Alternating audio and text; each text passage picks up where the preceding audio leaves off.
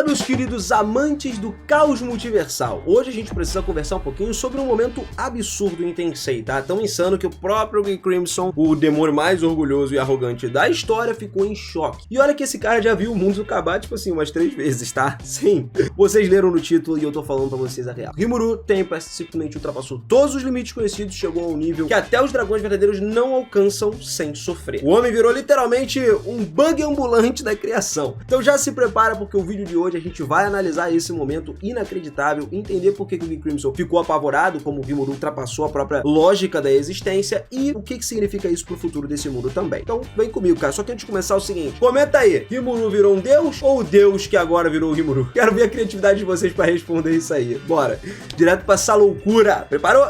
Vamos que vamos.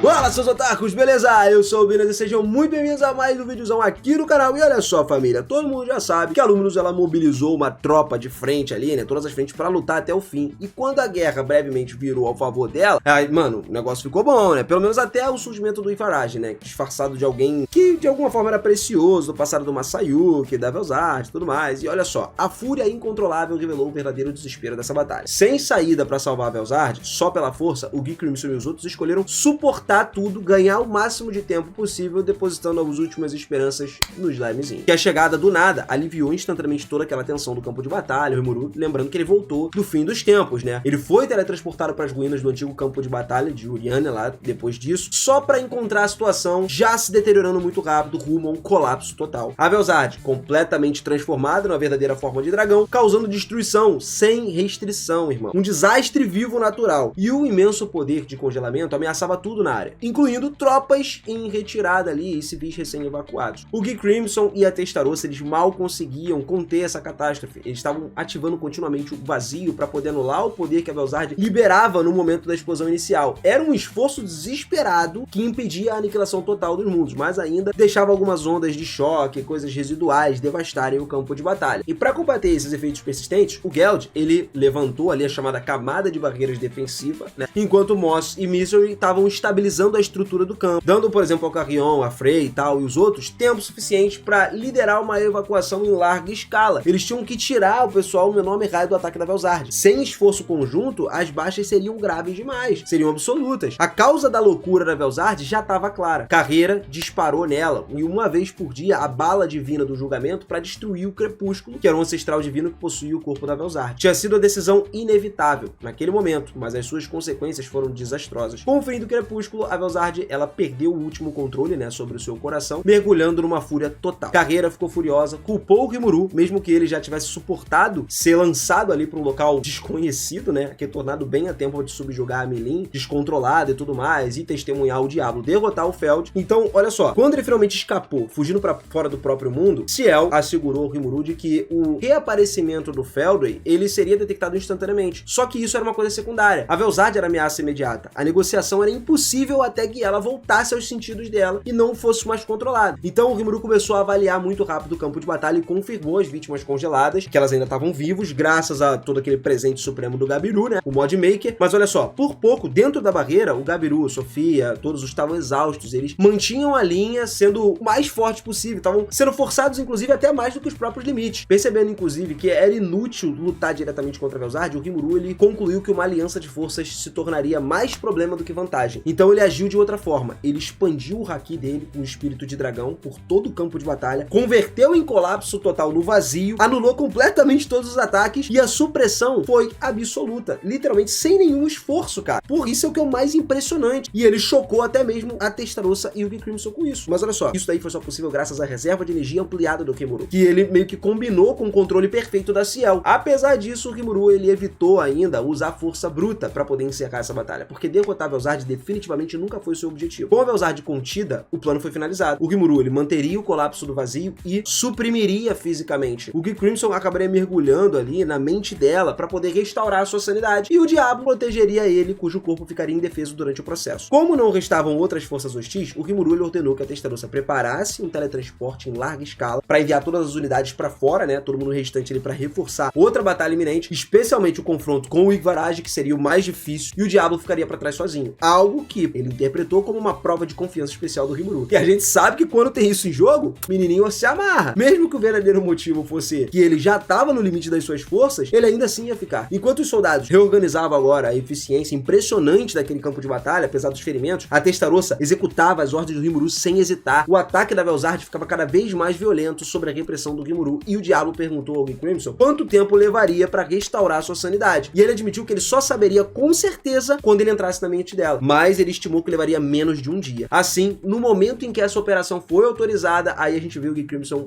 iniciando o ritual de mudança de estado, que estava só há muito tempo, né, que ele não usava, se transformou na forma dele focada em computação, manifestando fisicamente aquele corpo feminino que a gente nunca tinha visto, e essa forma amplificava drasticamente a capacidade dele de análise, uma coisa mágica ali, o processamento mental, e ao mesmo tempo reduzia o poder de combate corpo a corpo. Mas ele não precisava disso agora. A habilidade, inclusive, deixou ele completamente indefeso e forçou o Rimuru a manter a supressão absoluta sobre a Velzard, né, com o colapso do vazio, enquanto o Diablo ficou lá. Nesse momento, o Rimuru ele já tinha expandido muito além de qualquer forma reconhecível de slime, assumindo uma aparência até esquisita, uma existência indefinida que envolvia a Velzard por inteiro. Ele literalmente engolfou ela ali, abalando inclusive a dragonesa ali, descontrolada, com delicadeza e tal, como se fosse um bebezinho. E agora, confiando no julgamento do Rimuru, o Gui entregou a vida dele ao Diablo recém-transformado, que a presença impregnava traços de vazio, tinha se tornado uma presença tão avassaladora que até mesmo o Gui Crimson reconheceu ele como o Rei Negro, que era primordial negro, né? Alguém que não perderia em condições iguais. Assim, o Gui cortou, né, o seu corpo mental, a sua forma espiritual e, por fim, até mesmo as suas próprias defesas ali, entrando no âmago do coração da Velzard com uma entidade astral, completamente exposta, totalmente ciente, que o único erro poderia apagar o ego dele ou desencadear uma destruição total no renascimento da Velzard como um dragão completamente diferente. Ele desceu até lá, encontrou o interior da Velzard, manifestou uma jovem garota solitária, uma menininha e tudo mais, e começou a confrontar ela. E esse confronto se tornou um acerto de contas emocional. A Velzard, ela meio que libertou séculos de ressentimento que estavam reprimidos ali. Ela falou das responsabilidades que foram suportadas, da solidão, da negligência, enquanto ela via todos viverem livremente. Ao mesmo tempo que ela ansiava e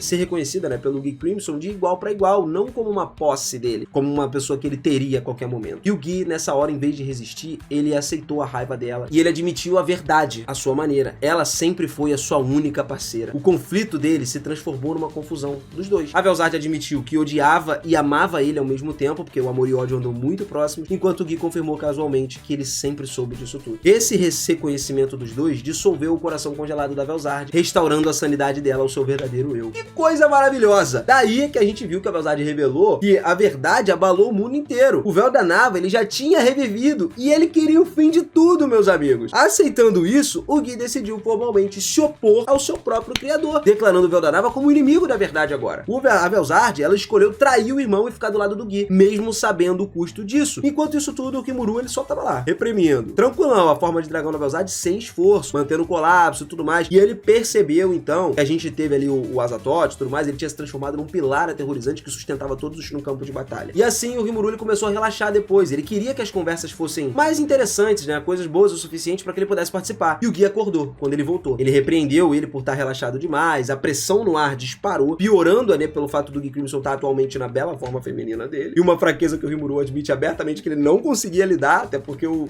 Gui sempre zoava com ele, em cima dele e tudo mais. Mas depois de uma breve conversa ali, né, essa tensa troca de palavras, o Gui interrompeu tudo, pedindo desculpas, né, desejando que o Rimuru ele tivesse uma quantidade absurda de informações. Na verdade, ele jogou todas as informações que ele sabia pro Rimuru, forçando ele diretamente na mente dele a pensar em tudo. O impacto era tão intenso que pareceu até assédio, mano. Especialmente por conta dos efeitos residuais da Dragon Star Flame explosiva lá e do Dragon Nova também. A questão central, porém, era o seguinte: com o véu da Nava revivido, a habilidade suprema da Velzard, que era a paciência do Rei Gabriel, cara, ela precisava ser tratada imediatamente. Algo que o Rimuru acreditava que deveria levar dias ali de reuniões e tal, não segundos. Mesmo assim, o Gui depositou no Rimuru uma confiança absolutamente inquietante. Diante dessa situação, ele deixou tudo pra Ciel fazer e imediatamente começou a analisar o estado da Velzard, observando que ela já estava totalmente recuperada e pronta pra intervenção. Antes que qualquer um pudesse reagir, a Velzard só desapareceu. Fez com que o Gui que tava lá, ele entrou em choque, pô. Só a Ciel confirmou que ela já tinha sido consumida pra análise de processamentos instantâneos. Quando ela virou, o Rimuru afirmou com confiança de que tudo estava sob controle. Mesmo com as suspeitas do Gui Crimson aumentando, o Diablo defendia sempre ali a decisão do Rimuru contra as críticas do Gui, só pra ser silenciado instantaneamente, tanto por ele quanto pelo Rimuru, forçando o Rimuru a intervir antes que as coisas pudessem sair do controle, porque a gente sabe até onde o Diablo vai, né, vendo ele como um deus. Pra acalmar todos, o Rimuru ele fez a Ciel revelar casualmente o que estava acontecendo. E surgiu um enorme veículo ali flutuante em forma de gota d'água, formando a partir das células de muco, dentro do qual a Velzard estava delicadamente enrolada em posição fetal. Totalmente contida, mas abraçada de uma forma pacífica. A visão, ela silenciou o Diablo, o Gui Crimson, todo mundo. Lá dentro, a Velzard parecia que ela foi devorada, basicamente, né, pelo Rimuru, mas ao invés de medo, ela sentia alívio. Pela primeira vez na sua existência, ela pôde confrontar o seu próprio interior diretamente. E ela começou, então, a equilibrar as autoridades, as duas habilidades supremas, o Gabriel, o Rei da Paciência, que foi criado ali pelo Véu da Nava, né, pra poder personificar a lei perfeita, e o Leviatã, o Rei do Ciúme, nascido do seu próprio desejo. A Velzard, ela tinha que harmonizar ou cancelar a influência dos dois. E até mesmo ela acreditava que essa evolução, despejada pelo Gui, deveria ser impossível, para poder alterar o sistema de aperfeiçoamento do Véu da Nava, envolvendo riscos capazes de abalar os alicerces do mundo. Mesmo assim, ela conseguiu continuar, para poder atender as expectativas do Gui. Enquanto isso, o Rimuru, ele só se perguntava por que ele sempre acabava mediando o caos no nível divino. E a Ciel relatou com sucesso que teve a modificação que tinha sido concluída. Gabriel e Leviatã se fundiram por completo e nasceu uma nova habilidade suprema, o Rei do Deus do Gelo, Cthulhu. Acabou, irmão. O Rimuru, eu tô arrepiado com isso, tá? Arrepiadíssimo.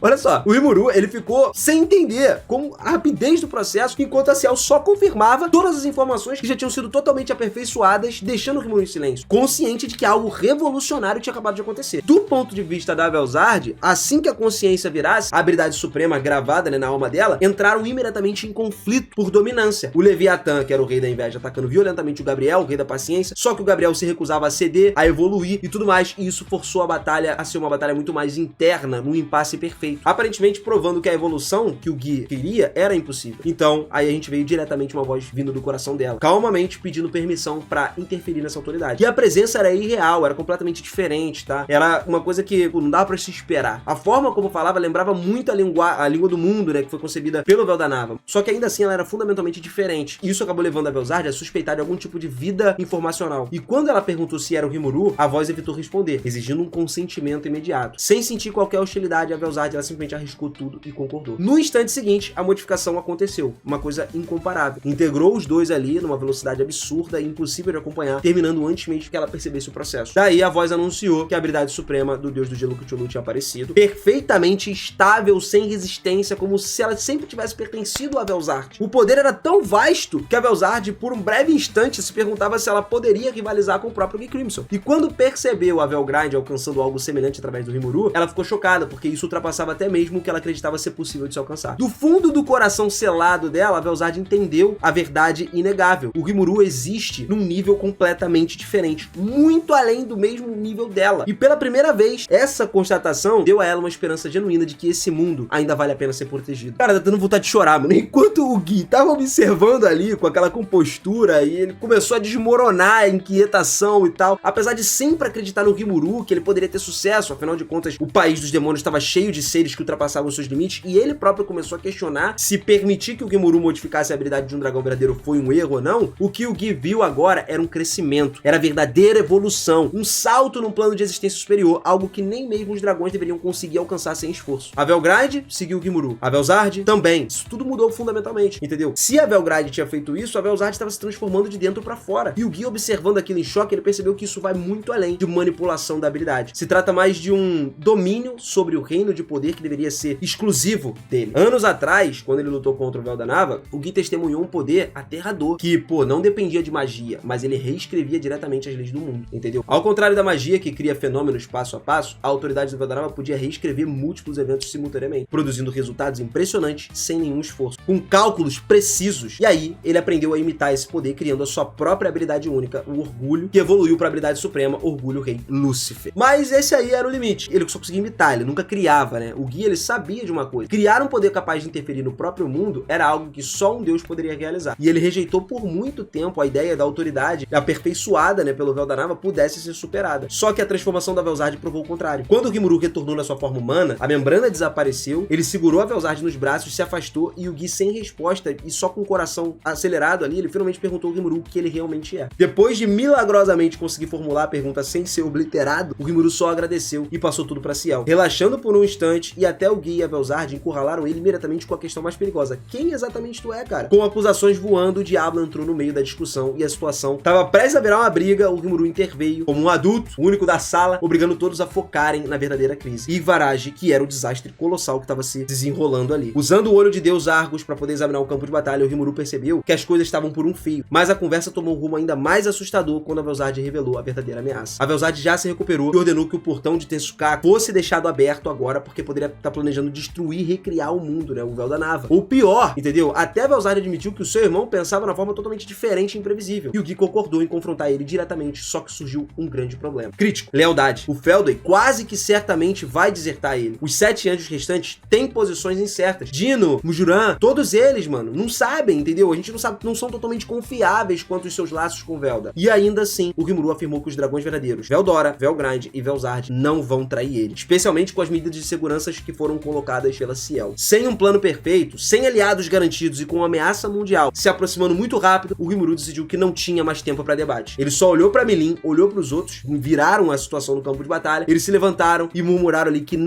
eles não vão morrer, e teletransportou instantaneamente todo mundo para a linha de frente. Todo mundo se preparou para a maior guerra do século, ou não. Vamos acompanhar isso nos próximos capítulos. Então, se você curtiu saber disso tudo, já capricha no seu like aí, mano, que ajuda demais. Bora acompanhar isso, mano. Semana que vem, os próximos vídeos já vão estar saindo aí coisa nova de Tensei, então aproveita, se inscreve no canal, ativa esse sininho, que é mega importante pra você sempre ficar por dentro. Não vamos perder isso não, cara. Vamos junto aqui, ó, firme e forte, acompanhar essa história, que o negócio tá ficando insano. Ninguém nunca esperaria o final de Tensei chegando agora. Vem comigo que eu tenho muita coisa pra te contar. Tamo junto demais, beijo no coração e eu te vejo no próximo vídeo. Valeu!